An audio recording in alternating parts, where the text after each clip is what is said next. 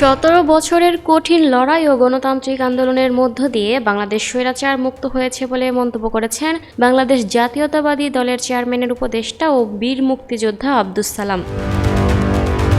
মহান একুশের চেতনাকে ধারণ করে দেশের সব দল, মত ও পথের মানুষকে ঐক্যবদ্ধ হয়ে আগামীর বাংলাদেশ বিনির্মাণে কাজ করার আহ্বান জানিয়েছেন তিনি। শনিবার 21শে ফেব্রুয়ারি সকালে কেন্দ্রীয় শহীদ মিনারে শ্রদ্ধা নিবেদন শেষে সাংবাদিকদের সঙ্গে আলাপকালে তিনি এসব কথা বলেন। আব্দুস সালাম বলেন, আমরা যেমন 52-এর ভাষা শহীদ ও 71-এর বীর শহীদদের শ্রদ্ধাভরে স্মরণ করি, ঠিক তেমনি 90 ও 24-এর শহীদদের চেতনাকেও অন্তরে ধারণ করি। তাদের আত্মত্যাগ আমাদের জন্য পথ প্রদর্শক।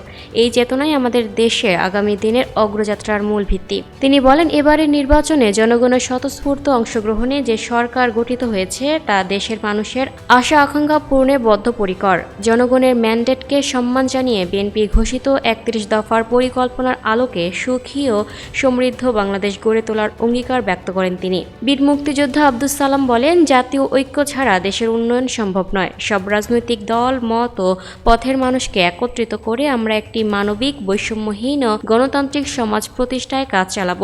মহান একুশের চেতনাকে ধারণ করেই শহীদদের স্বপ্ন বাস্তবায়ন করা সম্ভব। তিনি সতর্ক করে বলেন, দেশের প্রত্যেক নাগরিককে দেশের স্থিতিশীলতা, গণতান্ত্রিক মূল্যবোধ ও মানবিক রাষ্ট্র ব্যবস্থা প্রতিষ্ঠায় সক্রিয় ভূমিকা রাখতে হবে। আব্দুস সালাম এদিন দলের সব নেতাকর্মী ও সমর্থকদেরও ঐক্যবদ্ধভাবে কাজ করার আহ্বান জানান। দেশের জনগণের প্রতি আশ্বাস দিয়ে আব্দুস সালাম বলেন, বীর শহীদদের আত্মত্যাগের মূল্য কখনো বৃথা যাবে না এবং তাদের স্বপ্ন পূরণের লক্ষ্যে আগামীর বাংলাদেশ গড়ে তোলা হবে।